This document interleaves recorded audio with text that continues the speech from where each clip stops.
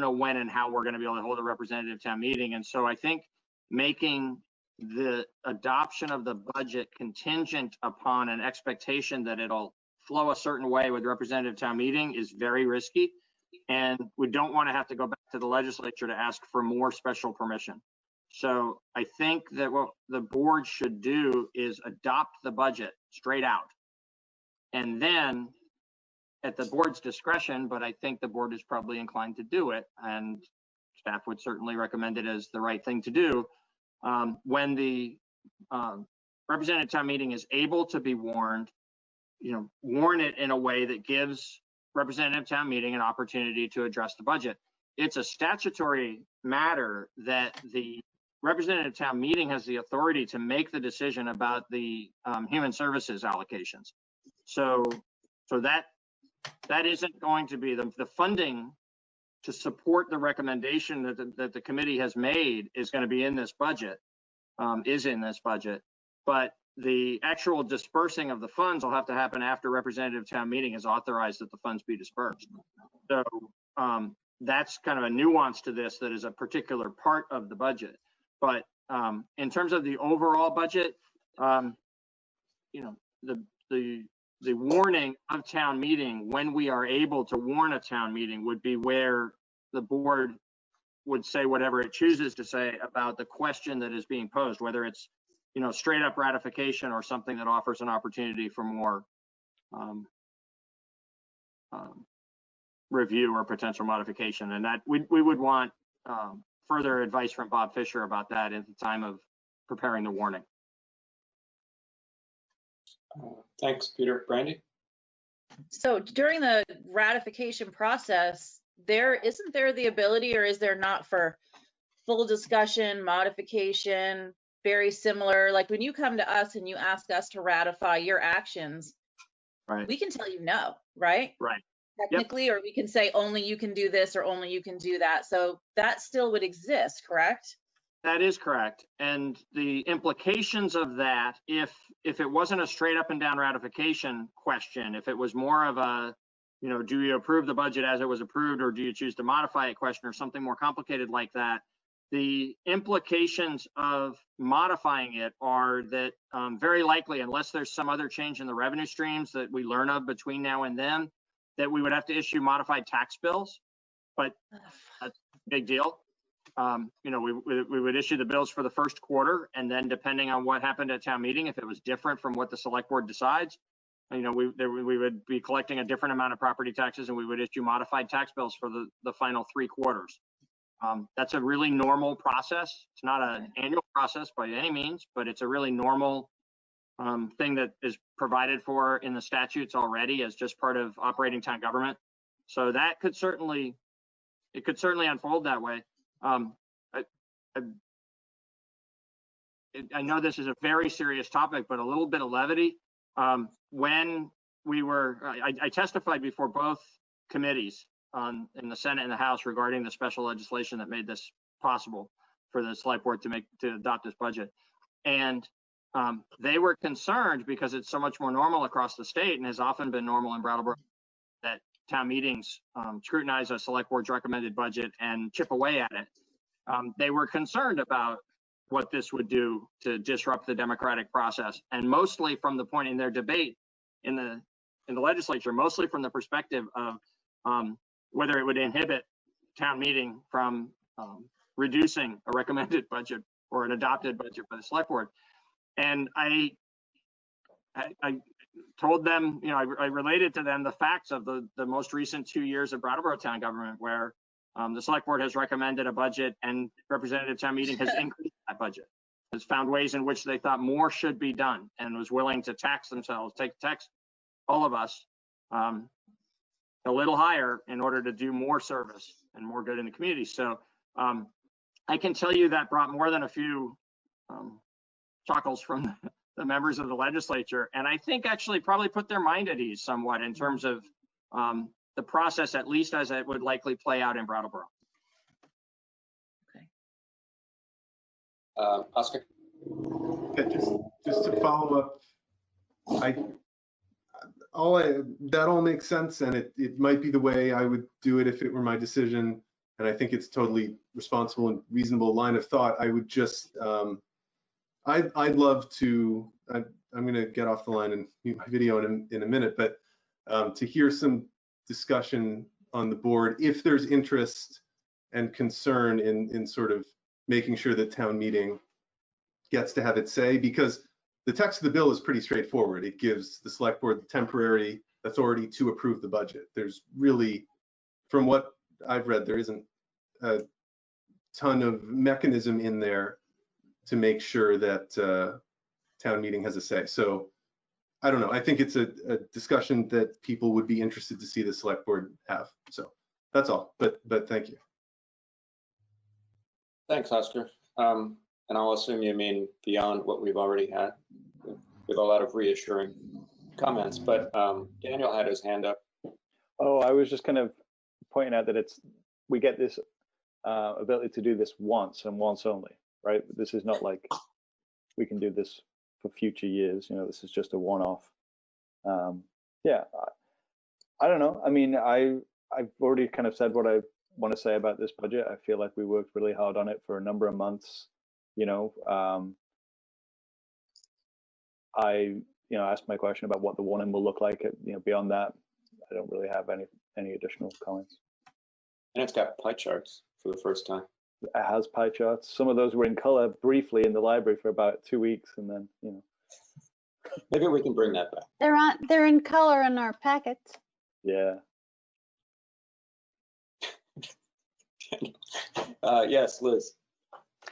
While Oscar is nearby, I just wanted to thank him for the mask tree in Plenty Park. It's so useful, so helpful, and so charming.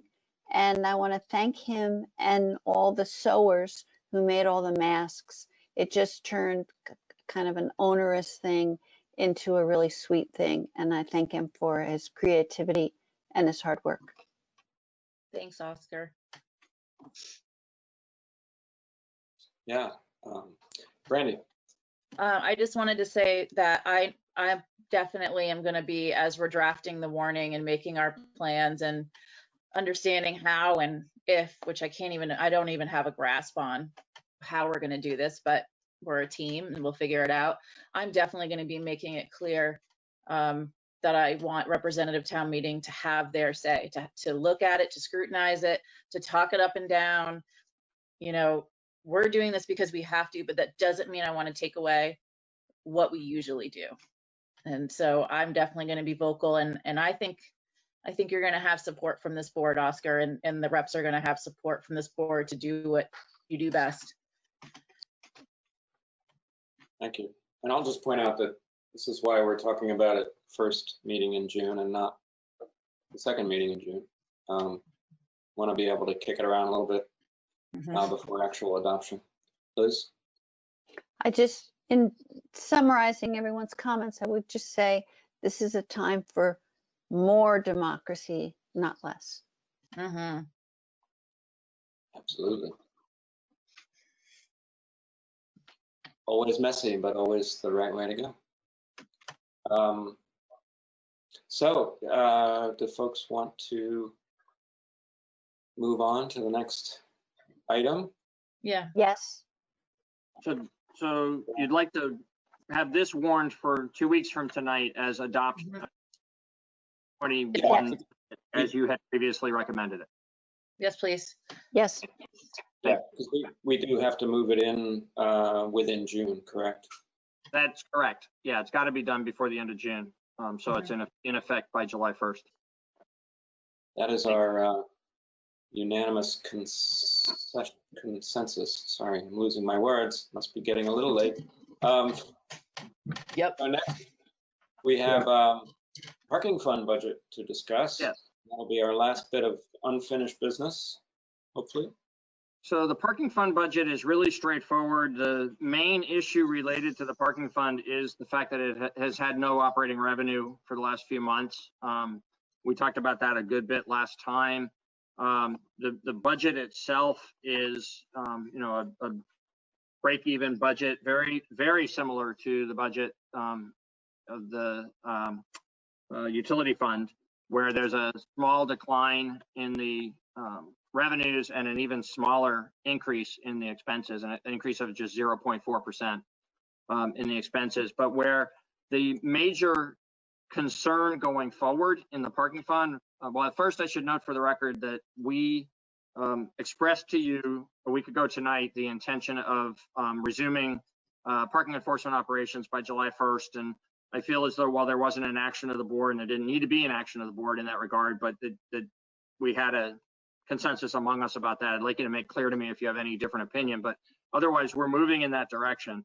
That's an important part of this particular piece of business, because if we waited any longer than July 1st, then we're going to have even a longer period without revenue, and this FY21 budget anticipates that there'll be 12 months of operation of the parking enforcement activity. So we're moving in the direction towards July 1st.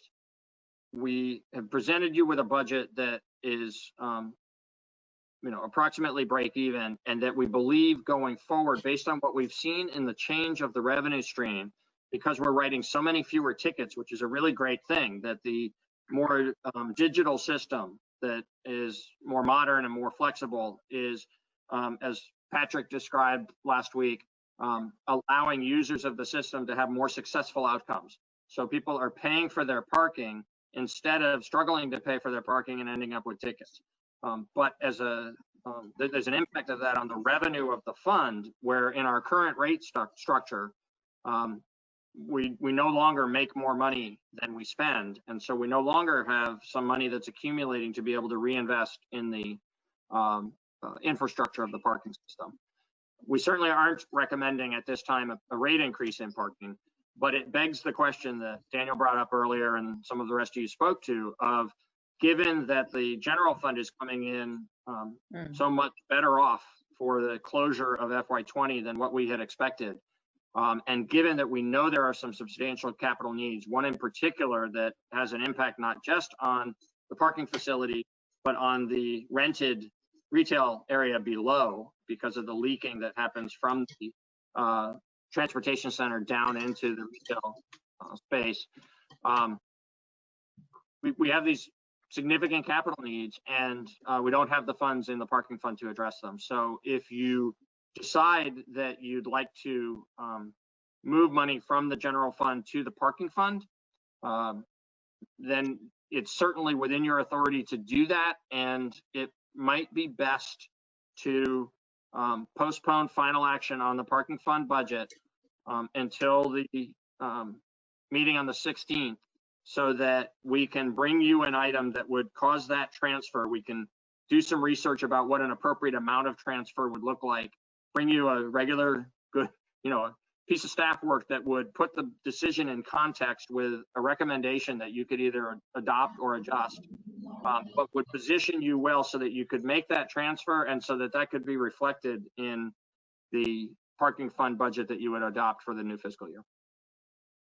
Okay. Absolutely. Liz? I agree with Daniel's suggestion and Peter's words, because one of the reasons is that we ask other landlords to be responsible landlords and repair things on a timely basis, and we should be modeling that behavior for ourselves. Absolutely. 100%. Yeah. Yeah. I have a question. Oh, sorry, my bad. Good. No, I was making a bad joke. Daniel, did you have something? Yeah, I had a question actually. Before we move out of parking, I was thinking about the parklets, and I was thinking about the upcoming fiscal year. So we're saying 12 parklets. Each parklet takes up 2 spaces. Those spaces are presumably the sort of higher rate spaces. Do we have a projection for like what kind of revenue we would lose from those spaces? And I'm kind of assuming, because now we have the card payments, that there must be a way to, like, say this meter brought in this much revenue from card payments over this period of time.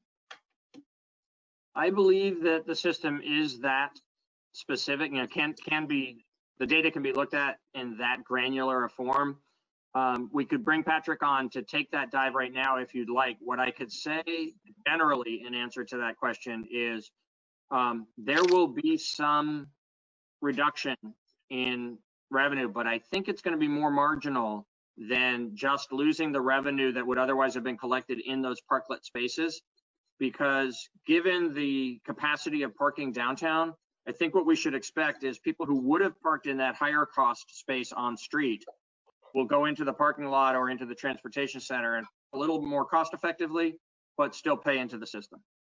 Yeah, that's what I was assuming as well. I was just wondering whether the difference between those two scenarios would have a meaningful impact.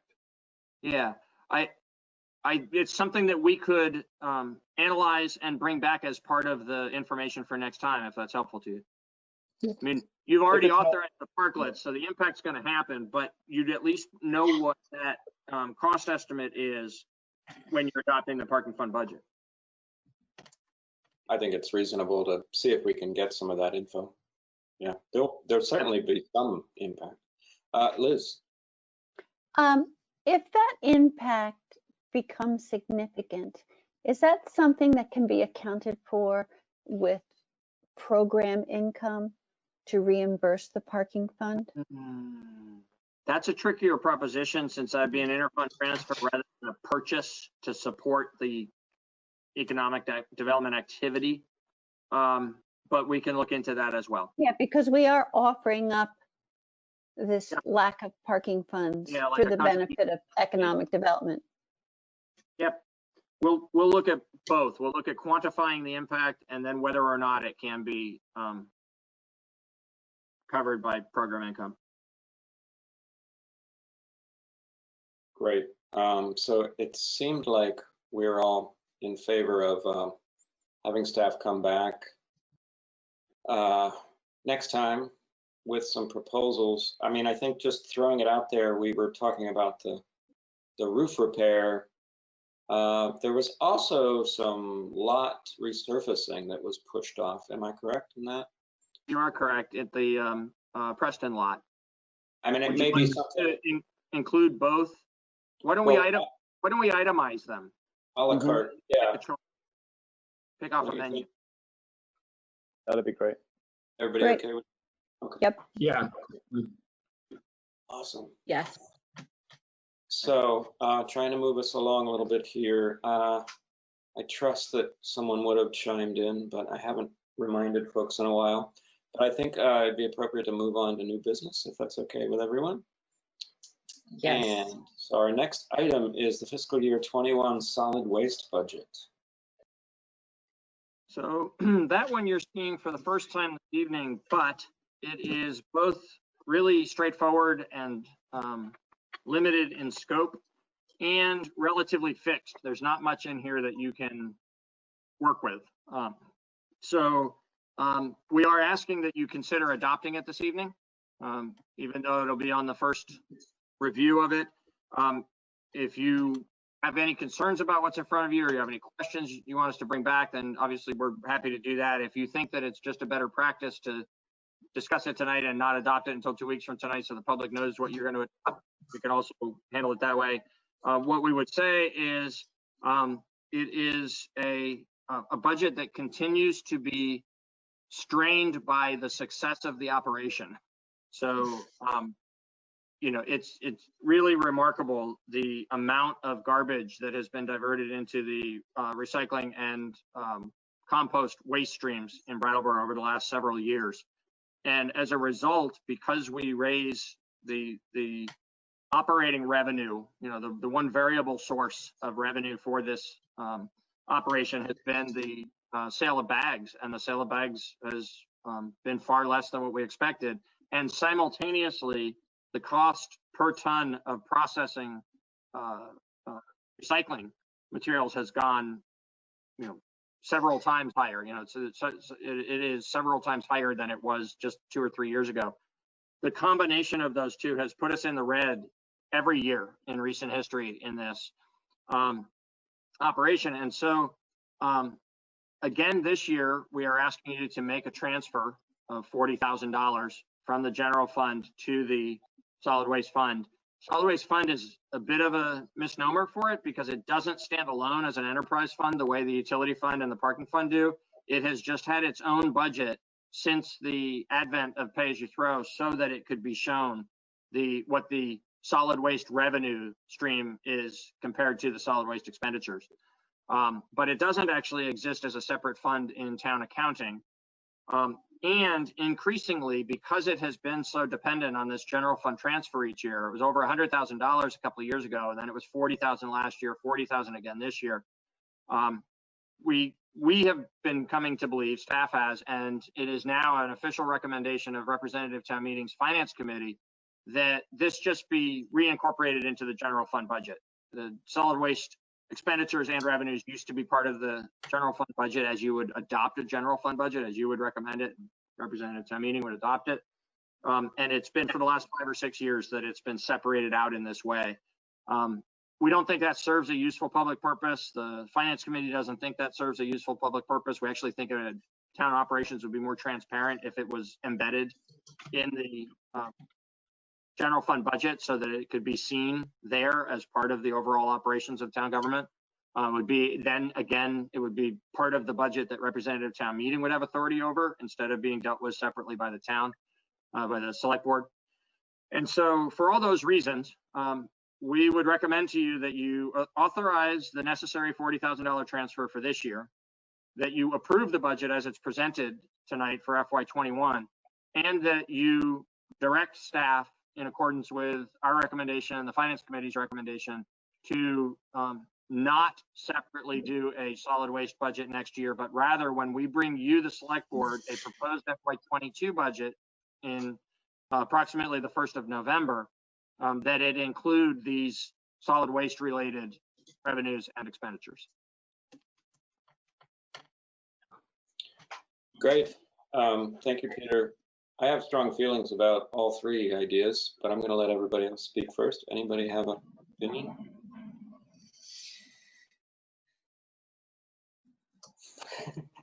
That was just a sigh, right, Brandy? Or... Yeah, I just always have just feelings about this budget. I'm not ready to talk about them yet.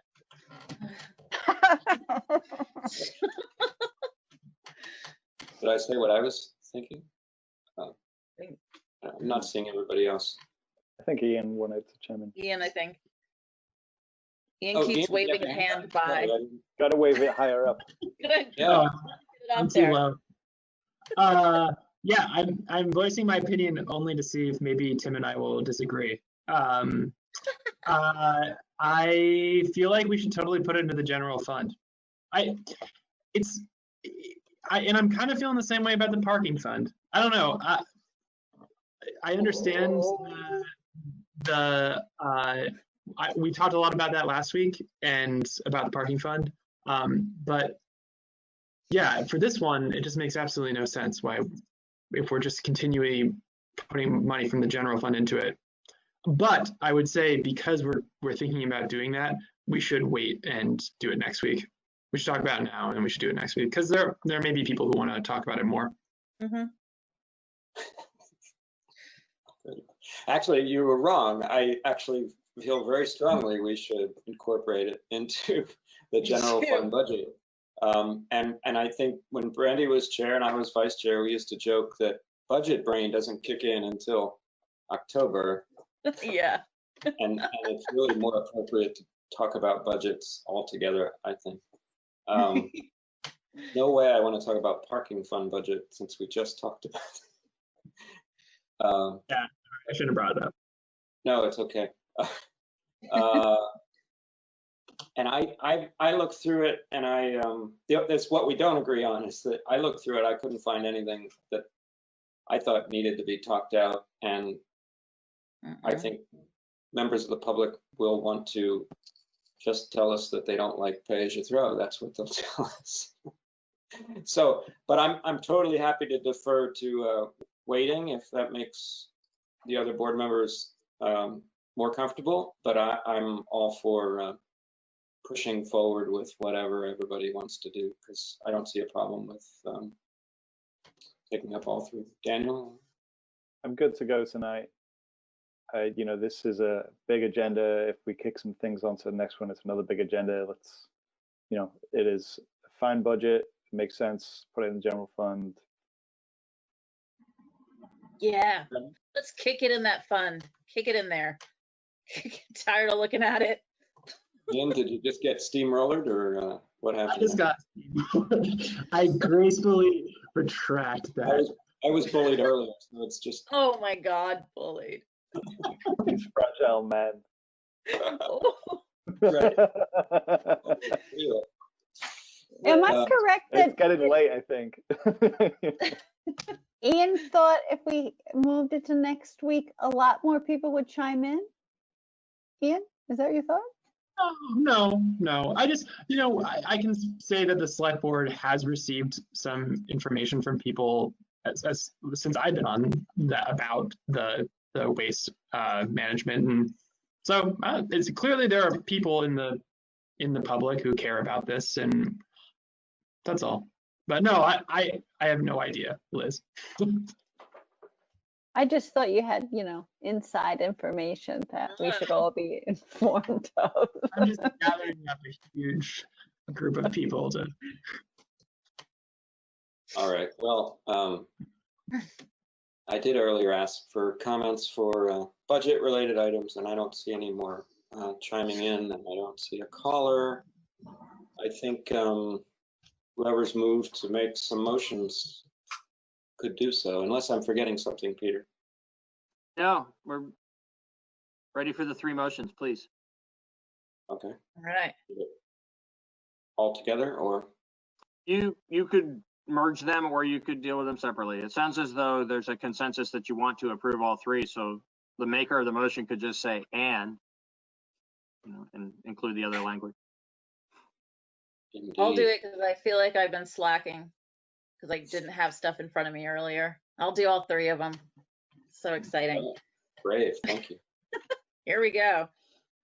I move to authorize a transfer in the amount of $40,000 from the general fund to the solid waste fund, and I move to approve the FY21 solid waste budget as presented, and move to approve incorporating all solid waste revenues and expenditures into the annual general fund budget beginning in FY22. Hallelujah.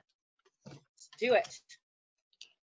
Thank you, Brandy. Brandy has made a motion, a 3-part motion to authorize a transfer in the amount of $40,000 from the general fund to the solid waste fund, to approve the fiscal year 21 solid waste budget as presented, and to approve incorporating all solid waste revenues and expenditures into the annual general fund budget beginning in fiscal year 22.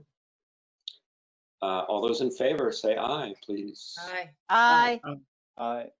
Wonderful. Thank you, Ian. Thank you, everybody. Can I make a quick request that there's nothing to do with the money side of things? Last year, we inquired with Casella, hey, what's up with recycling? And they gave us this really wonderful, detailed response. I'm going to ask it again. What's up with recycling in COVID times? Like, you know, I know people in the community are just really interested in it, and it would be nice if they can provide an update to get that. And they've been home throwing things out. I'm sorry, I didn't hear that, Liz. They've been home throwing things out. Yeah, lots of things. Yeah. So yeah, Upcycle. we'll ask for that information and circulate it when we get it. Certainly. That's a good idea. I still think that this whole recycling thing, the problem with it costing us so much, is going to come back. But I'm not sure I base that on any kind of evidence other than hopeless optimism at this point. So our next on our agenda is a Wyndham Solid Waste Management District payment in lieu of taxes, otherwise known as pilot. This one sounds easy and fun, Peter. I believe it is easy. We've received a pilot in the amount of 5.5% of the town's assessment. The actual value of this has gone down over the years because the amount of the assessment has gone down. That's actually a good thing in the overall operation of the solid waste program and the solid waste district. They have become more able to, and more sustainable on the revenues from the compost operation and the solar array that's up there, and a few other ventures that they have there on the property. So that they now collect less money from the members of the district. So that's a good thing in the big picture. The rebate that we get as a result of the fact that we are the host community for the solid waste district has gone down because it is a factor of the 5.5%. The way the pilot is determined is it's 5.5% of whatever we pay in the assessment. And so with that acknowledgement, I would say that there have been some of the other member towns who wonder whether, as this payment becomes smaller and smaller, whether it's really necessary to make it at all, and whether there's really any special burden to the town to be the host community, especially because it is acknowledged, we have acknowledged publicly and are happy about the fact that we get a fair amount of property tax revenue now from that operation because of the solar array, where it used to be not a generator of property taxes. So in any event, the point is there's a balancing act here, and there's been some occasionally lively debate in that setting about whether the town ought to receive a pilot at all. And the board of the solid waste district has agreed to continue the current arrangement for 2 more years. Great. So we think from the town of Brattleboro's perspective, that's an easy yes to continue the current arrangement for 2 more years, and hopefully beyond that, but we'll see based on future consideration. Terrific. Liz? I wanted to congratulate town staff for those negotiations. That was really good. And that's Patrick entirely. Patrick Moreland is both the staff person who deals the most of any other town staff person with the solid waste district staff, and he's your appointed representative to the solid waste district board. So in both capacities, he carried this ball really well. Yes, thank you, Patrick. And Ian, in case you don't know, or anyone watching, it was for a while a member of the board that was served in that capacity, and then we got lazy, I don't know, last year or something, and asked Patrick to take up some slack. He's so good at it, basically. I'd be happy to explain that to Ian offline. So it depends on how far down the rabbit hole you want to go on that one there. But fascinating stories. And thank you also to the WSWMD board for that as well. So I shouldn't talk about it as if it's already done. Who wants to make a motion? I'll do it. I move to approve a 2-year pilot agreement with the Wyndham Solid Waste Management District as presented. Thanks, Daniel. Daniel has moved to approve a 2-year pilot agreement with the Wyndham Solid Waste Management District as presented. All those in favor, please say aye. Raise your hand. Aye. Aye. That's 5-0. Thank you. Yeah, now we're moving. Okay, here's one. That's never happened. Item C. Yes, please. Tee us up there, Peter. Thank you. So this is the discussion of options for representative town meeting. A couple of really broad points initially I'd like to make, and then I'll walk through the memorandum dated May 29th that I provided to you that's in the backup. The first really broad thing I want to say is this is very much a preliminary conversation. This is a fluid situation. It's a challenging situation. It's we at this time, given the constraints of how many people are allowed to gather in a single location in the state of Vermont, we don't think it is safe or prudent to warn a representative town meeting yet.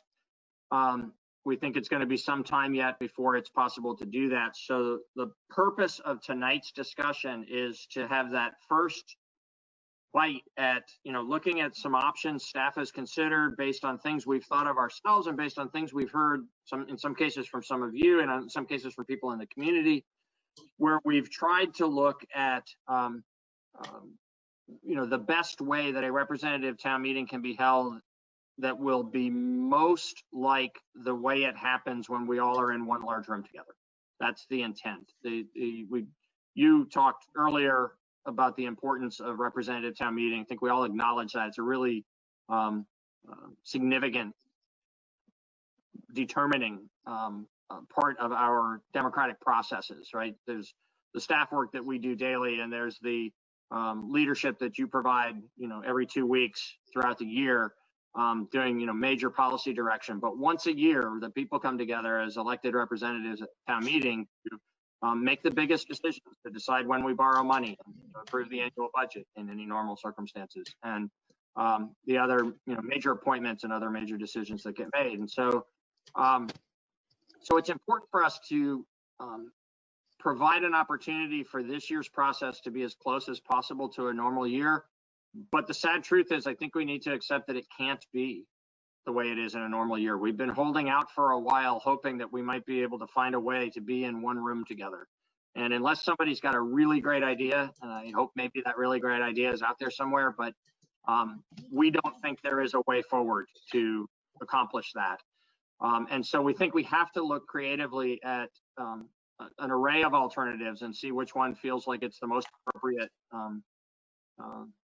facsimile for this year of representative town meeting to accomplish the purposes for which representative town meeting exists.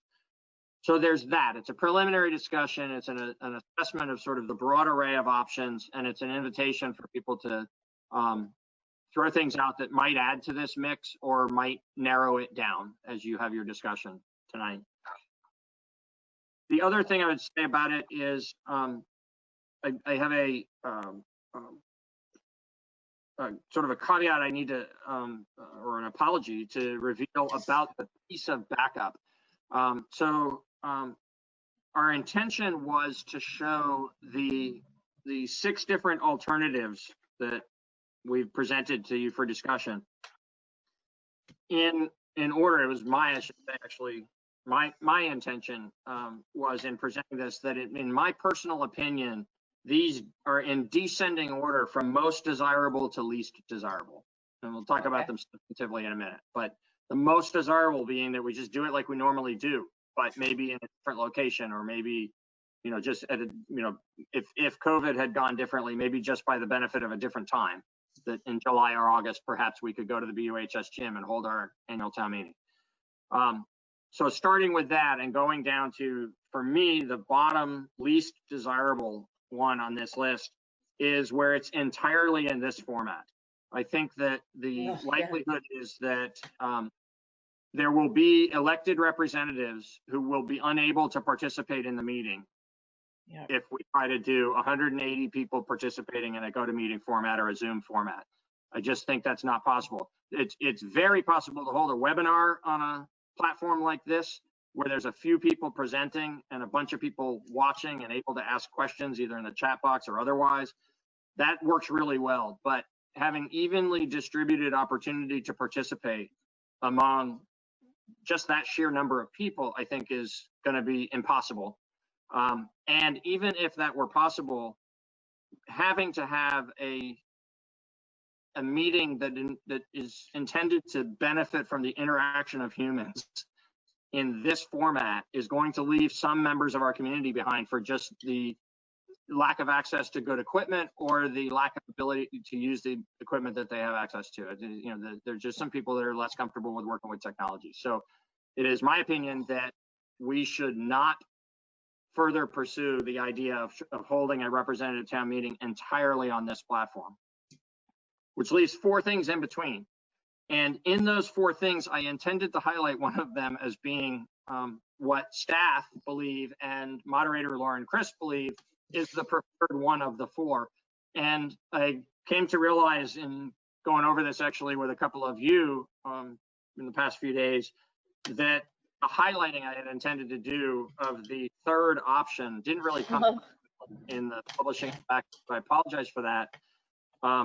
So I'll just note for the record before kind of working down through that list that the one that moderator Lauren Crisp and the town staff believe is the most workable solution that will be our best foot forward collectively at replicating the democratic processes of representative town meeting is to have approximately this number of boxes in a GoToMeeting setting, which are the platform on which the meeting would be held would be GoToMeeting, but instead of individuals having to connect to it, it would be somewhere between 5 and 8 venues in town, different locations around town. And in each one of those locations, BCTV would have a fully functional production setup. It might be one camera if we go to 8 locations. It might be simplified. Or if we're able to do 5, maybe they've got a couple of cameras at each spot. But in any event, they would be responsible for the sound and the video for each of the locations. So they're able to bring their technical expertise and their professional equipment to the connectivity of the meeting. And then in the way the meeting would function, it has this very significant downside, but in a way that after looking at this thoroughly between staff and Lauren, we think can be addressed, which is Lauren's job as moderator, rather than scanning the room to make sure that each individual person is getting a fair opportunity to participate. His job as moderator for this 1 year would shift to making sure that each of the different locations was having a fair opportunity to participate. And we would have a secondary system that we'd need to rely upon that hopefully, ideally, would involve each separate district being in its own location. That will require, based on the number of members in a district and then a couple of staff people and some BCTV people in each of these spots, it'll require that there be that we be permitted to have up to 60 people, 60 people in a room. We're hopeful that maybe we're getting there. We're up to 25. And if it goes to 50 but never goes higher than that, maybe for this purpose, for this important, public business, this democratic process, maybe we can get some special dispensation from the state to allow us to be 60 people, but practicing social distancing together in each location. Because ideally, for this to work in a way that is optimizing the opportunity under these difficult circumstances, each district would be together in a room, and therefore the district chair would be able to be the person who is helping to keep the process fair and balanced and everybody having an equal opportunity to participate within that room, and be the person that Lauren would rely upon to connect him and his moderating responsibilities into that room. If we can't do that, if we can't have up to 60 people in a room and we have to have smaller numbers, then what we envision, and that's why we talk about it in terms of 5 to 8, then what we would envision is each district being in 2 separate locations, and we'd have to come up with some other way. There might have to just be 2 co-chairs elected this year by the districts or something. We could figure out how to do that. But in any event, there'd have to be a secondary moderator in each of those 2 locations. But otherwise it would function about the same. So there'd be either 3 or 6 district locations, and then an additional one that would have the select board and Bob Fisher and myself, and an additional one that would have Lauren and Hillary as town clerk and possibly a couple of support folks. There'd be BCTV at every location. And likely, but we really hadn't decided once and for all about the public. That's just something we kind of need to talk through as one of the details that isn't resolved. We don't have an opinion at this point about, or a strong one at least, about whether the public is in the room with the select board and the town attorney and the town manager, or whether the public is in the room with Lauren and Hillary. I think that Lauren would tell you that he thinks that the public ought to be with us, because that preserves that sort of independence of the moderator in terms of him doing the best he can under these circumstances this year to keep it all fair, that only he and Hillary would be together with whatever support staff they need. But the acknowledgement of a member of the public getting the floor to speak, or a member of the select board or Bob or me, would be the same kinds of circumstances, presumably with Tim as the one who was in control of that room, that it'd be the same kind of circumstances as what the districts are experiencing. So that's what we see as the best way forward. There was also some consideration, we have given consideration to doing an outdoor location where it would be, sort of just like in the gym, but in some outdoor setting under a big tent or a few tents. We have come to think that's not workable for a number of different reasons. Accessibility and bathrooms are pretty significant challenges to that option. And even greater is we have no control over the weather, to state boldly the obvious. And at the time of year we're talking about holding this, we could have a very rainy day or we could have a beastly hot day. And either of those two outcomes would really interfere with holding an effective meeting. And so we don't think we should further pursue looking at an outdoor meeting. There's also an alternative presented here of doing a two-stage process, which is done in a lot of communities around Vermont, or at least in some other communities around Vermont, where they have a town meeting where the decisions are made on Australian balloting, but there's a discussion meeting that's held ahead of time. It's almost like our information meeting and then the town meeting, but it's not quite that, because the information meeting is meant more for questions, and the discussion meeting is intentionally an interactive process among the members. We don't think that that's nearly as good an option. The voting on Australian ballot, we think, diminishes the democratic process by not having the members of representative town meeting be able to amend the warned items, or I should say the motions that are made on the warned items, where they'd have to vote yes or no on each question that's on the warning. But at least it would have the advantage of a discussion that would happen in this kind of a format ahead of time.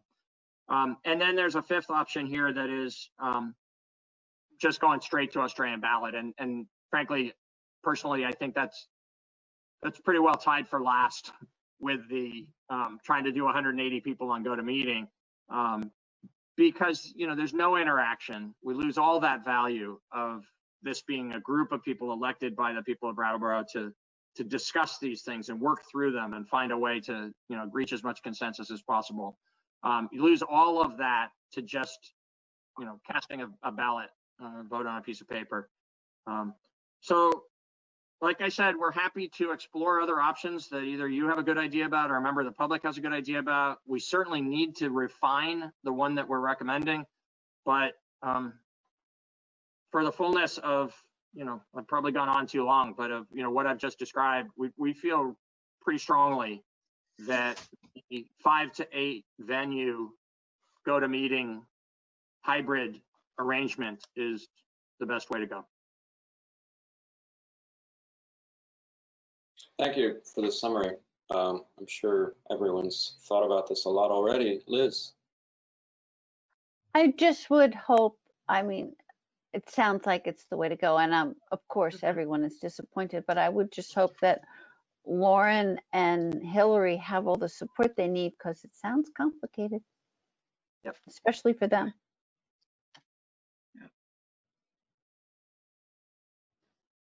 Daniel? Sounds like a lot of testing would need to be done with BCTV if we're going to be in multiple locations. I guess I've never really known what the deal is with BCTV. Like, I know that they work so hard to bring people all these meetings, and that money comes from their funding through cable and so forth. And like, this seems like they would be going above and beyond for our town meeting. Yep. We would pay for the services, and we might need to pay to buy some equipment. So that would all have to be part of what gets fleshed out in much more detail. If you agree that we should continue further down this path and put some better definition to the details of how this would work, part of that would be identifying costs related to relying on BCTV in this way. Oh, this coronavirus. Right. So we're talking like 180 people, and like currently 25 is the max that's allowed to be in one place, so that's 7.2 places. Sounds like, you know, a few school gyms, a few, the select board meeting room, I don't know, library. Yeah, Seems like it's not that far away. I'm sorry. Go ahead. BCTV has an opinion about that. Okay. I don't actually know all the different venues in sort of their order of preference. I know the select board meeting room would be one of them. It's pretty likely we'd be there. But there are other locations where they're pre-wired, and it's just much more effective for them to go in and set up and run it from that spot. And then some other places, I don't think they're pre-wired for enough places to do the whole thing that way. And so there's probably going to be other places that are desirable just based on, you know, something about that location being easier for them. So for instance, you know, I could see that in what Lauren and Hillary and a small need maybe could be in BCTV's studio, right? Because that's as wired as anything that BCTV does. To do, you know, be very flexible for their needs. And then we're pre-wired down in the select board meeting room. So that certainly should be a location, and we're probably the next smallest group. So I think it would make sense for us to go there. Where the districts go is, you know, I think we need to really rely on BCTV to tell us what locations are going to make it the simplest, most reliable way for them to, you know, see the production of this meeting, provide the production of the meeting. Jesus Christ. That's the dog. Can you let her in? She's being cool. Yeah. I will just say that I do have some experience with BCTV. I served on the board for 11 years, and I have video experience. So it's definitely doable. It's going to take a little planning and testing, absolutely. And probably a couple extra cameras, but they're not huge expenses, maybe a switcher or two. So, I mean, I'm sort of simultaneously fearful and excited about the possibility. It is the one, in my opinion, that preserves the most democracy out of all of these. Well, not the most, because the top two were obviously the best choices, but just not sure that can happen at all. They're sort of in a separate category of wishful thinking, I think. I have something that occurred to me while you were outlining things, but I think I could just, it's a technical issue. Well, it's not just technical. Let me just throw it out because I don't think we have to solve it. But I think the wonderfulness of this stops at the point where we're assuming every single town meeting member is going to be comfortable with a certain number of people in the same venue. And that's for a vulnerable person or an older person or any kind of immunocompromised, that's a large ask, possibly, especially within a couple months. So, and that's all a very personal decision that they would have to make for that. So figuring out, I mean, I hate to bring in the phone thing because I know how much I hate the phone thing. It's difficult. But if there was a phone option, and I don't know how that would work, but if there was a, you know, an option for, you know, someone to step forward, or 10 RTM members to say, no, I'm really not comfortable, despite all of, you're going to obviously go through all kinds of cautions and, you know, wiping surfaces down and spacing and all that stuff. But despite that, we might have some people who are not comfortable and really feel the need to be at home, or I don't know, in a group of 5 instead of a group of 27 or whatever it ends up being. So anyway, I just want to throw that out there. I don't think it's insurmountable, but it might be something that we have to expect.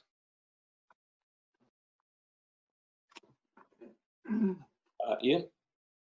Yeah, I think sort of to echo that a little, it's kind of just this feeling of like, you know, we're gonna So we're going to cram as many people into a space that we're allowed to have based on the governor's orders, and hopefully maintain the social distancing.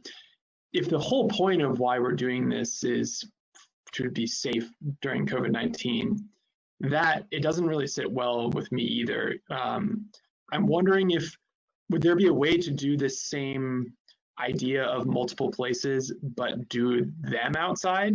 Because that has been something that's been shown to so greatly reduce the risk. Because I'm thinking so we put 60 people in a room, they all have to be wearing masks, they need to be all maintaining social distance if they can. It also starts to feel a little impractical. And if the whole idea is we're trying to stay safe, maybe that gets compromised. Liz? Instead of being outside, I would think that what we would want to look for in the venue for these larger number of people is sufficient air handling, like windows that open and, air circulation that's doesn't recirculate or whatever. Yeah. Just kind of keep the air moving with the benefits of if it were outside, but still the shelter and, restrooms that are inside. Yeah. Brandy? The passing around of the microphone is creeping me out. I know we'll sanitize it. I just don't know if it'll get rid of my creeped out feeling. I was imagining stepping up to the mic just at regular town meeting. But Yeah. Yeah, but that is what we're expecting too, although Yeah. it is still going to be a shared mic. There's no way to that's get what I around. meant to say. shared Yeah. mic. But yeah, we anticipate it being on a stand like the regular town meeting. No touching. But spittle. Ugh. Oh yeah. Wow.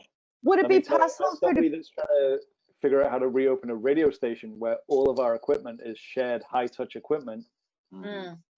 It ain't no Yeah. fun. Yeah. would it be possible for people to, bring their own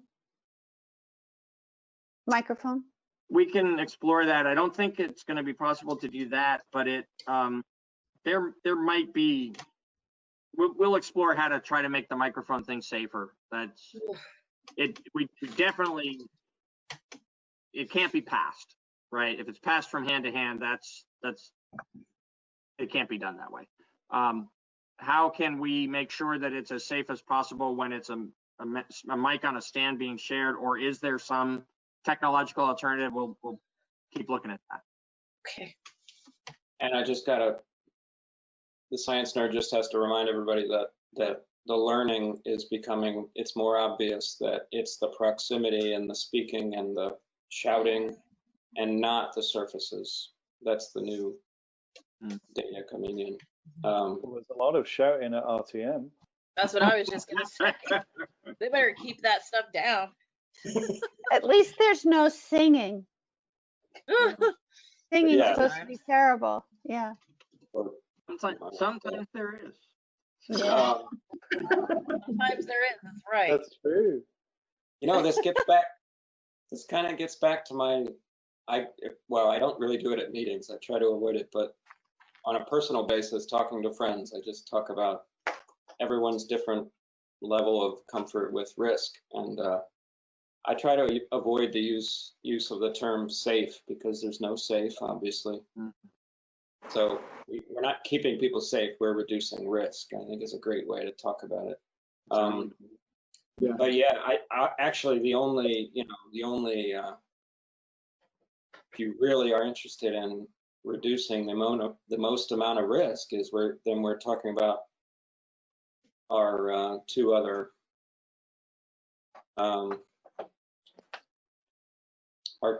what we think is possible, not the full-on go-to-meeting logistical nightmare, but the Australian ballot choice of having a pre-Wild West go-to-meeting first, and then Australian ballot. That's the safest. That's the most risk reduction. But true.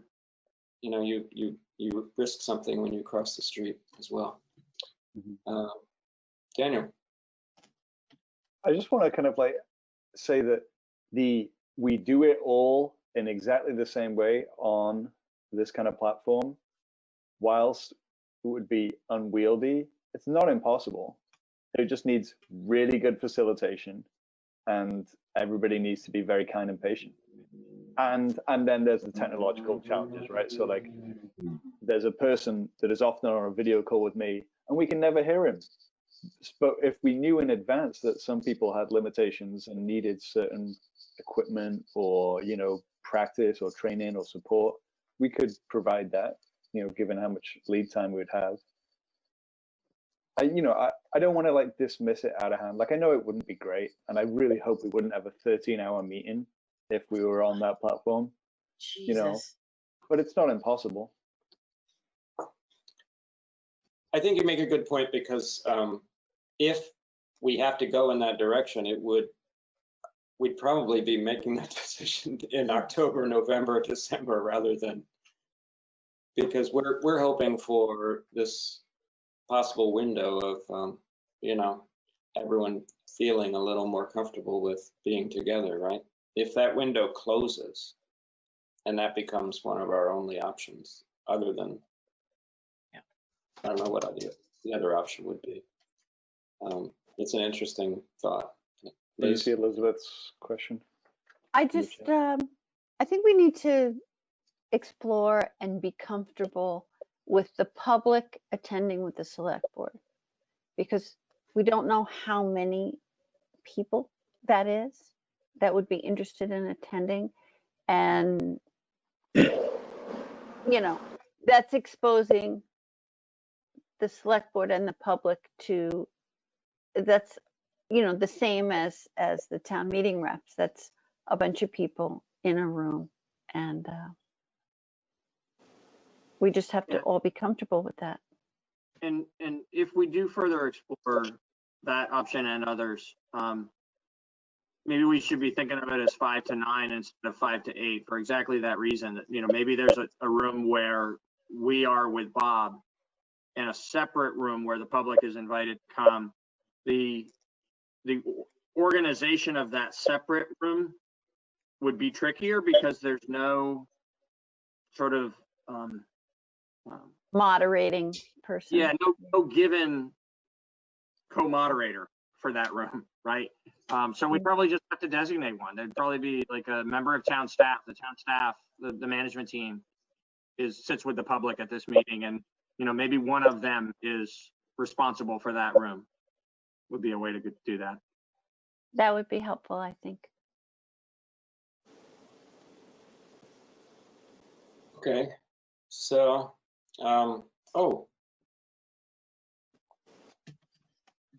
yes, sorry, I just caught up. I guess I'm not looking at this as often as I thought. Elizabeth would like to comment on ASL interpretation first, and then Franz would like to comment. Thank you. I just, while you're having the discussion about all the considerations, and there are a lot of them, just one thing to remember too is ASL interpretation is typically provided for a representative town meeting. So far, this platform is working fantastic. Should it go to more than, let's say, 9 boxes, we get really minuscule, and so it kind of is moot to have us there. So if you want fully accessible meetings, it's possible. Just remember your limitations on how many boxes are shown on screen at once. So it might even be, if you're designating rooms, it might be not 5 to 8, but maybe 5 to 9, 10, if the interpreters had the separate rooms, so we still have our own camera like we have currently. So I just wanted to put that out there, and I'm always happy to talk to people about logistics and making sure that things are accessible. So tag me in. Thanks. It's great. Yeah. Thank you, Elizabeth. Thank you. Franz. Yes. Am I audible? Yeah. Yes. Then I will speak. So, for the benefit of all those other interested people out there, this is Franz Reichsman speaking. So a couple things. One is just to respond to Liz's idea about air circulation. Air circulation is bad in this setting. What you want is absolutely dead air so that any virus particles settle to the ground instead of being recirculated again and again, where they're much more likely to end up in somebody's body.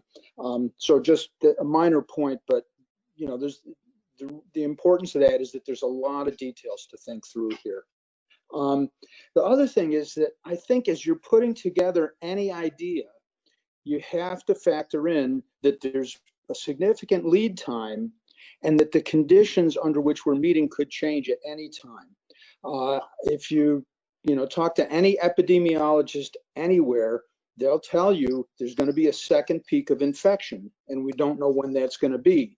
So whatever plan you create, other than the 180 people on GoToMeeting or Australian ballot, anything else that you put in place may all of a sudden be completely upended again, depending on what's going on with the infection.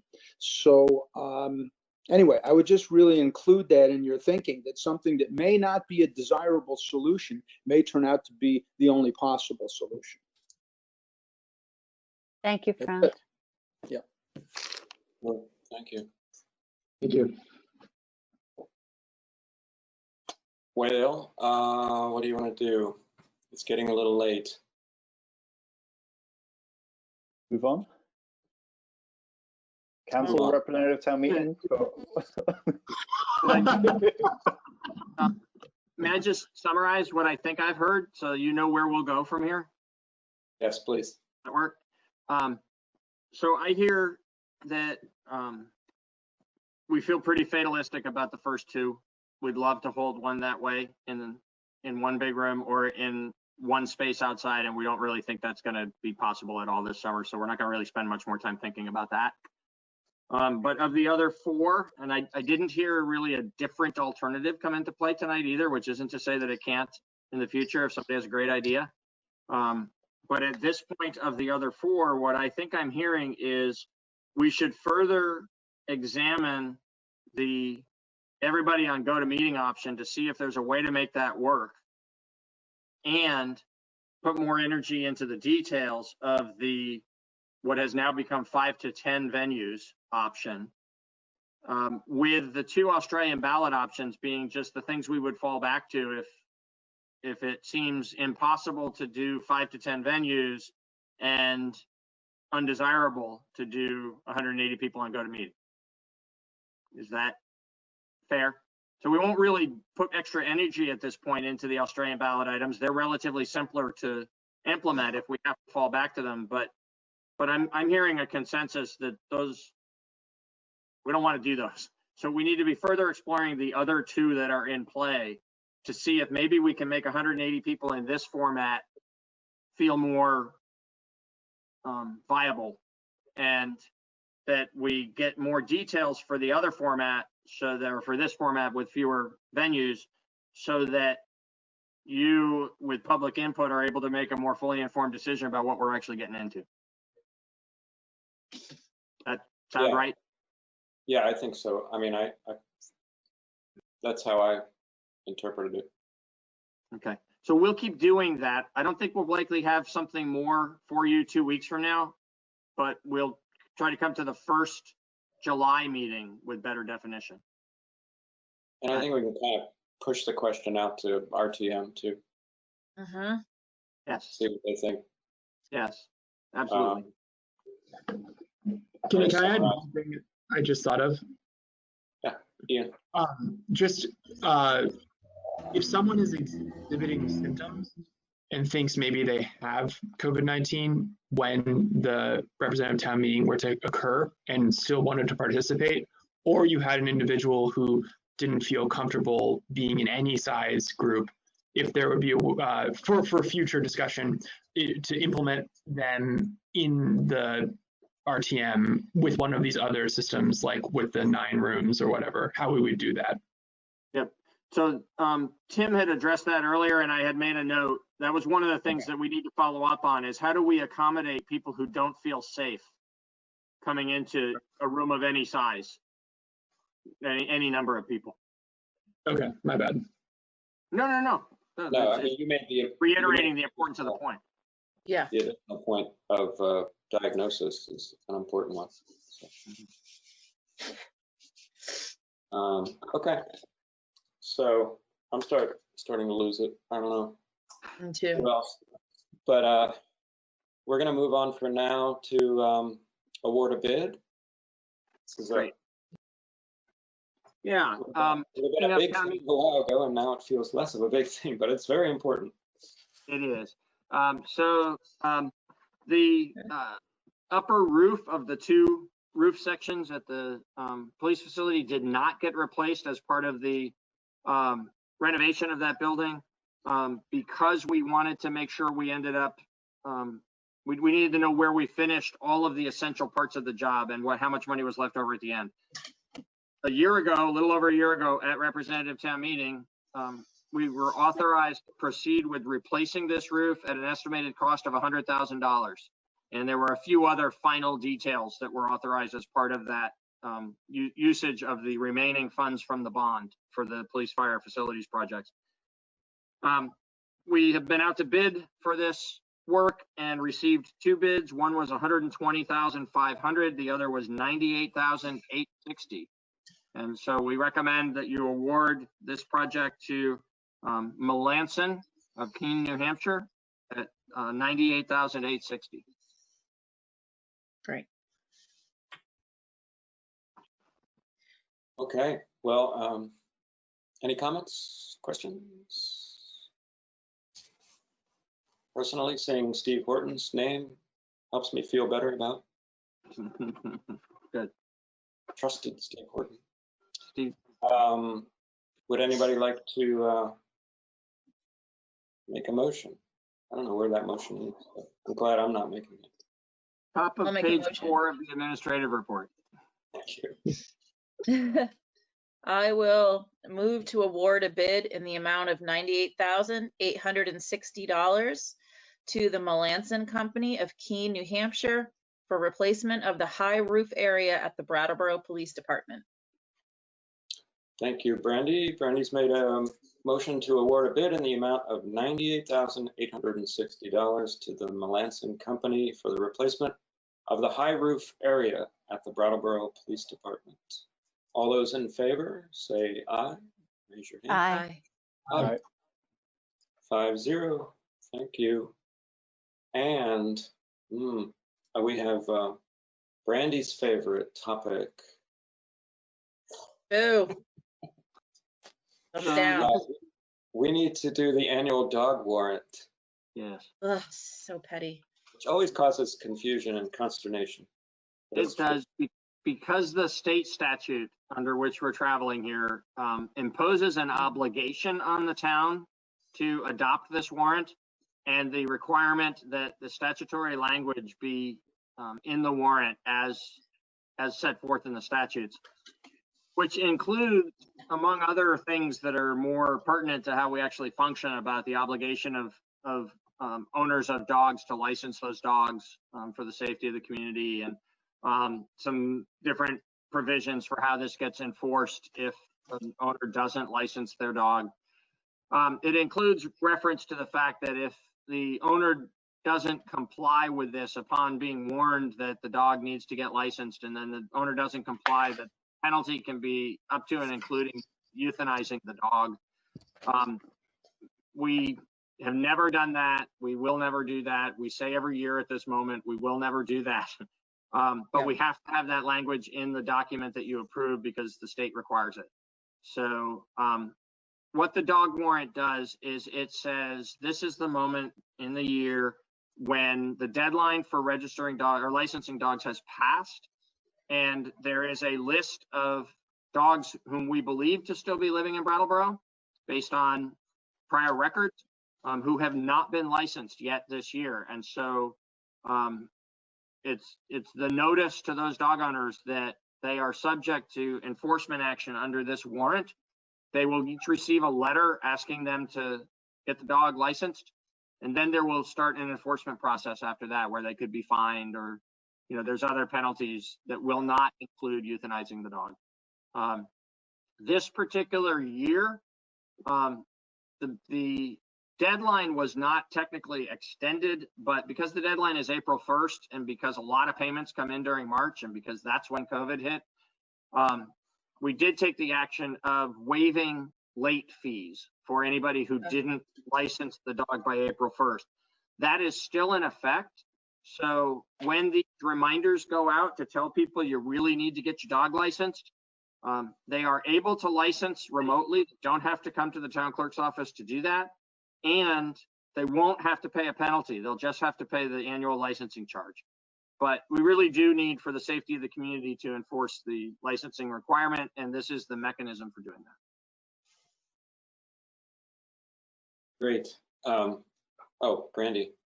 I'm glad to hear that, because this list looks longer to me than it usually does. And I'm wondering if people have just been living in chaos. And I don't know how much leniency we have, but even if we could open the letter with something like, I don't know what, something like, we know this has been crazy, or due to COVID-19, you likely forgot, or something, because this is a lot of dogs. Totally agree. This is actually representative of what our worst fears were for property taxes, and thank goodness they didn't come through on property taxes. But yeah, there's a lot of folks who would normally have licensed their dog by now who just didn't this year. Yeah, I just don't want to sound like a sure jerk about it. Thank you. Sure. I think for me, it's, to quote Yogi Berra, deja vu all over again. Is it the dates for some of them are not late, right? So maybe I should just ask Hillary. She said, Oh, I just messed that up. So the dates, when it's in the future, that means that they don't need to be licensed, I believe, right? Hillary? How I'm here. Can you see me? Oh, there we are. Yeah. So so the dates that are on there, I don't have the list in front of me. That the dates that you might be looking at are the dates that they need to get their rabies. Exactly. Oh. Okay. And so they still need to license their dog. What we're seeing in response to what Brandy was saying in terms of the list being longer than normal, you're absolutely correct. It's way longer than normal. And part of the problem is vets' offices were closed, and a lot of people are trying to get into the vet, and there's a really long waiting lists. And so a lot of people can't get their dogs updated with their rabies shots. We had to cancel our rabies clinic, which a lot of people rely on. And so a lot of people have been calling saying, I want to license my dog, but I can't because I can't get that rabies shot. And so what we've talked about, in addition to waiving the late fee, is we've talked with Kathy Barrows in the police department, and Kathy's our animal control officer. And until further notice, there will be no ticketing for people who have not licensed their dogs yet as well. Those tickets won't happen. If we're at a point where we're ready to start issuing tickets, we will make sure that there's plenty of advance notice to anybody who's in danger of getting a ticket. But we do encourage people to not wait until that ticketing notice comes out, because there is that long waiting list. And we, like you all have been saying all evening, we don't know what's going to happen a few months from now. You know, if vets have to start closing their doors again, it's going to be an issue. So get that appointment booked now, even if it's for a month or two out. Schedule that so that you can get in and get your dog licensed as soon as possible, because it is still required and it is still really important for the health and safety of the community. Thank you, Hillary. Thank you, Hillary. Absolutely. Peter. Thank you. So this is unusual, but in this format, I just wanted to note for Hillary, I know that you've been on and you've been listening, so the letter is going to be modified to be a little kinder and gentler than it might normally be. Would you also please include what you just described about the way in which we're encouraging people to follow up as soon as possible with the vets, because we know it's been hard for people to make those appointments, and it's really important they get this done and get licensed and whatever. You know the words to use, but I think it would be helpful for us, in addition to just being a little bit softer in our tone, to be really explicit about what we need them to do. Absolutely. So just to clarify, we already sent out the second notices Oh, okay. Prior in May, saying, you know, this is coming up, and we had a lot of questions about it, and so we fielded a lot of questions. Okay. If the select board feels it's necessary and appropriate to send out a third notice, we certainly can. It might freak people out a little bit more if they're getting another notice. I'm inclined to recommend that we send out a notice prior to ticketing if and when we get to a point where we're ready to ticket, so that they're not then getting a fourth notice from us. But if the select board feels that a notice at this point is appropriate, I'm happy to do that. I take your word on it. Yep. I'd agree with Hillary's strategy. All right, Ian? Very quick question, newbie question. Where does this list come from? Like, Yeah, like The dog do you, cat. 'cause, like, when when they you vote? Santa. you have to tell the town clerk that you have a dog, or is it only people who have previously registered? I was kind of amazed that we just have this knowledge. Yeah, so from previous years, if anybody has licensed their dog, we assume that they still have the dog and they still live in town. And when we send out those notices, we make it very clear if the dog has passed away, if you no longer live in town, if the dog is no longer yours, anything like that, let us know and we'll remove you from the records and you won't get any more notifications from us. There are people who have never licensed their dogs, and unless there's an issue, if there's a dog bite, if there's an issue and somebody calls the animal control officer and the dog's never been licensed, they're running that risk. But we have no way of knowing if somebody's never licensed their dog and there's never been an issue with their dog. Okay, thank you. That's really helpful. Thank you, Hillary. Oh no, Liz has a question. You never know what's going to cause all of the time. What about new people who have dogs? How do they get informed? Through their vet? I would imagine that their vets let them know. I personally don't have a dog, so I haven't experienced that. I believe that most vets let them know, or if they're adopting the dog, most places let them know that they need to license their dog in the town where they live. Brandy, you might have more information on that with your interaction with dogs. Yeah, I think it's hit or miss with the vets tell you or not. I think most people who've had dogs for a while just know, and I've had dogs for a long time, so I don't really remember how the conversation first came up. Probably my parents or something, I don't know. Sorry. Daniel, he said it desperately. I just wanted to annoy Tim. One of the good things about this list is that you get to see all of the different names of dogs. Oh, yeah. Yeah, it's fun. That is fun. Bagel. Good name for a dog. There are also Bagel. 2 dogs named Brooklyn. I wonder if they know each other. Yeah, that's fun. I like this. And you also get to see who owns which dog, and you're like, oh, I know that person. But there's also colors I don't recognize, like Brindle. What? Oh, That's they're like pretty. a common pit bull boxer color with the striping. It's like marble. About to turn 53. Like a tortoiseshell? Yes. No, well, it's more like a stripe, but yes, the same colors as tortoiseshell. Everybody raise their hand if they've heard the term Brindle. It's in like a rhyme. Oh, Ian, at least young Ian hasn't heard it. Wendy jumped on. On the board. Both Great. That's my pet name for Ian. Sorry. That'll make the paper tomorrow. Front page. Front page. Young Ian, I just like that. It's endearing. Okay. Can we go till 10 o'clock again next week? No. Yeah. No, Thank you, Hillary. cannot. Thank you very much, Hillary. Quick fingers bringing Hillary on. Okay, so we have one more thing. Wait, we need to do something. You do. I'm not doing it. Oh, no. I left. Somebody do something. I'll do it. I'll do it do in a it. second. Oh, Okay. go ahead, Daniel. No, go ahead. I needed to reload the document. If you have it open, go right ahead. Okay. I move to approve the annual dog warrant as presented. Thanks, Liz. Liz has moved to approve the annual dog warrant as presented. And all those in favor, say aye. Aye. Aye. Randy voted for it this time. I think that's a first. Didn't Oh, you vote crap, against you're it? right. I should have stayed Did with you my vote track. against it?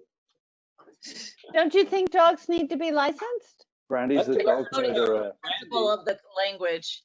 Is in favor of destroying, no, never mind.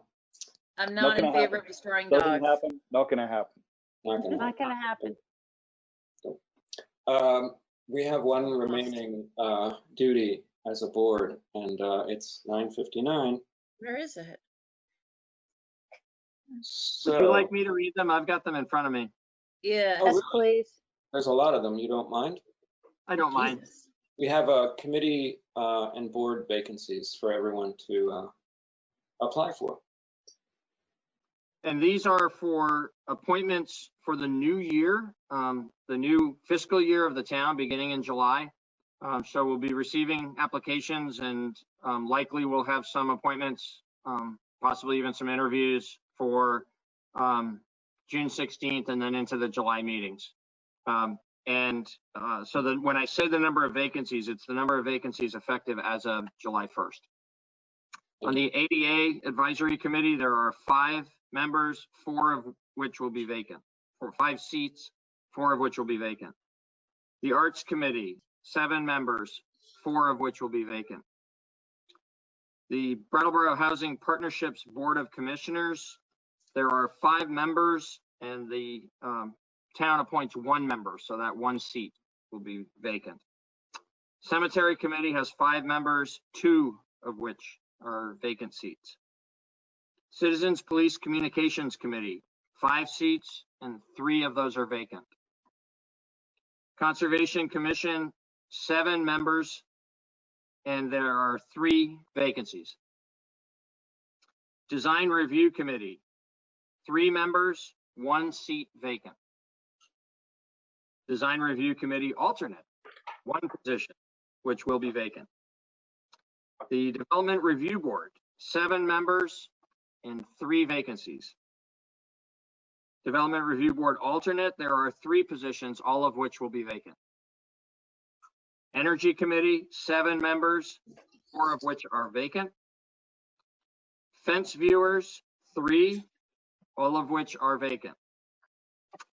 Honor Roll, 3 members, all of which are vacant. Inspector of Lumber, Shingles, and Wood, 1, and that is vacant. The Nelson E. Withington Fund Advisory Committee, 2 members, both positions are vacant.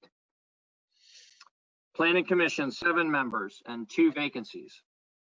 Recreation and Parks Board, 7 members and 4 vacancies. Rescue Inc. Trustee, 1 position, and it will be vacant. Senior Solutions Advisory Council, 1 or 2 positions, and either 1 or both will be vacant.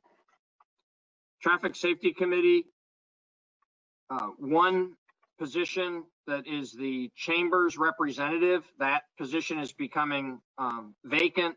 The Chamber will recommend someone to the Select Board for appointment.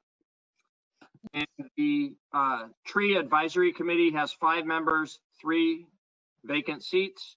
And the last is the Weigher of Coal, where 1 member is allowed per the town's charter, but 2 members are allowed by statute. There have been times when the town had 1 and other times when the town had 2, and that seat or seats will be vacant as of July 1st. Okay. Wow. Thank you. A lot of opportunities for serving your town. If anybody's still with us, that is who I'm talking to at this point. Well, that'll be the front page news, won't it? The list of vacancies in the committees. Yeah. I challenge all of our press to make that the front page. We'll see. Absolutely. Well, good work, everyone. What do we have a motion to return us to our, well, we're in our homes, let's face it. Liz, I move to adjourn. thanks, Liz. All those in favor of adjournment? Hi. Bye. It's like 5-0. Oh, hi, Wendy. Wendy. Wendy. Hi, Wendy. Wendy's staying on.